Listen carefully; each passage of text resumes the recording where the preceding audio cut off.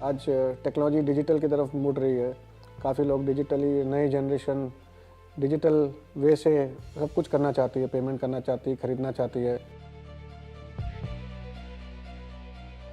प्रमोद जी ने बहुत अच्छी और बड़ी कंपनी बनाई है, जो कि एक डिजिटल मीडियम की कंपनी है, जिन्होंने एक पेमेंट गेटवे बनाया है, जिन्होंने एक वॉलेट बनाया है, जिन्होंने एक नई सर्विस डिजिटली कस्टमर्स को दी है।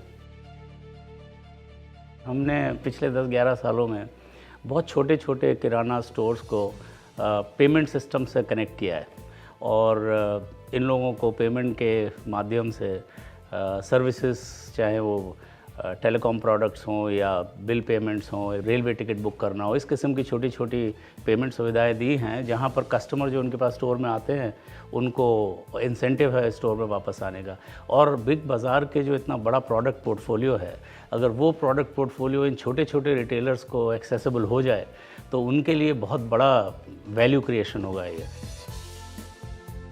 मैं समझता हूँ कि इंडिया एक शॉपकीपर का देश है, एंटरप्रेन्योर्स का देश है। तो यहाँ पे आज कुछ प्रोडक्ट बेच रहे हैं, कुछ सर्विसेज बेच रहे हैं, तो उनके साथ में वही कस्टमर हर चीज़ खरीदता है।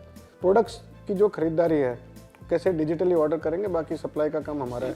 तो हमने भी एक पूरा एक नेटवर्क बनाया पीछे कि कैसे इन फ्रेंचाइजीज के डील करें, कैसे इनकी आमदनी बढ़े। उनके पास कस्टमर है और हम नए कस्टमर उनके साथ जोड़ेंगे, तो वो कस्टमर भी शायद बाकी पेमेंट सर्विसेज भी लेंगे। उनके कस्टमर है जो हमारे सामान खरीदेंगे, तो डबल फ़ायदा हो सकता है। और हमारे यहाँ कमीशन भी काफ़ी अट्रैक्टिव है। जिसमें काबिलियत है एंटरप्रेन्योरशिप की, वो बहुत पैसे कमा सकता है। एनवायरनमेंट चेंज हो रहा है, बहुत ई कॉमर्स की बात चल रही है इस समय, और सबसे ज़्यादा थ्रेट जो है छोटे छोटे रिटेलर्स फेस कर रहे हैं वो, क्योंकि अब सारा सामान आपके घर पे डिलीवर अगर हो जाए तो नेबरहुड स्टोर में कैसे जाएंगे, क्या ख़रीदने के लिए जाएंगे। और ये कनेक्ट जो है, जहाँ बड़ी प्रोडक्ट्स जो बड़े स्टोर्स में अवेलेबल हैं वो एक छोटे स्टोर्स को मिल जाएं, उनकी पावर एक ई कॉमर्स प्लेयर के बराबर हो जाएगी, तो वहाँ पर आप ऑर्डर करें और आपका प्रोडक्ट घर पे डिलीवर हो जाएगा। और जैसे किशोर जी ने कहा, इनकी बिज़नेस फ़िलॉसफी, हमारी भी यही है कि ह्यूमन इंटरफेस बहुत ज़रूरी है, और ह्यूमन इंटरफेस के साथ लोगों के साथ कनेक्ट करना, एक पूरा इकोसिस्टम डेवलप हो जाए, तो देन ये लोग कॉम्पिटिटिव भी हो जाएंगे, अपना बिज़नेस बढ़ा सकेंगे, और इनको जो थ्रेट अभी लगता है ई कॉमर्स से, वो भी किसी हद तक एड्रेस हो जाएगा। आज ई कॉमर्स में बड़े ट्रांजैक्शन नहीं हो सकते, एवरेज बिलिंग 1000-1200 रुपया है।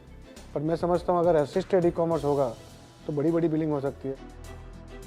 छोटे छोटे जो कस्टमर आते हैं रिटेल में, बहुत सारे लोग हैं जिनको क्रेडिट फैसिलिटी नहीं मिलती है और प्रोडक्ट ख़रीदना चाहते हैं, एस्पिरेशनल हैं, और प्रोडक्ट अवेलेबल हो सकते हैं। ये रिटेलर्स एक मीडियम बन सकते हैं उन लोगों को क्रेडिट एडवांस करने के लिए भी, क्योंकि रिटेलर उसके ऊपर रिस्क ले सकता है, उसके साथ ट्रस्ट भी जुड़ा होता है कि उसी नेबरहुड का है, और बैंक या कोई इंस्टीट्यूशन उन कस्टमर्स को क्रेडिट नहीं देना चाहता। अगर उनको रिटेलर की स्ट्रेंथ बढ़ेगी, बहुत सामान बेच सकता है, उसका बिज़नेस बढ़ेगा, वो भी अपना कुछ पैसा जो है क्रेडिट में भी लगा सकता है, जिससे कस्टमर्स और भी चीज़ें खरीद सकें उससे। तो असिस्टेड ई कॉमर्स मॉडल जो है, इसमें काफ़ी कुछ रीच छोटे लोगों को, जिनको अदरवाइज़ बड़े सामान को ख़रीदने की पॉसिबिलिटी बहुत कम है या डिफ़िकल्ट है, पैसा भी नहीं है, तो बहुत सारी चीज़ें पॉसिबल से ये एक रिटेलर जैसे किशोर जी का एंटरप्रेन्योर बन सकता है।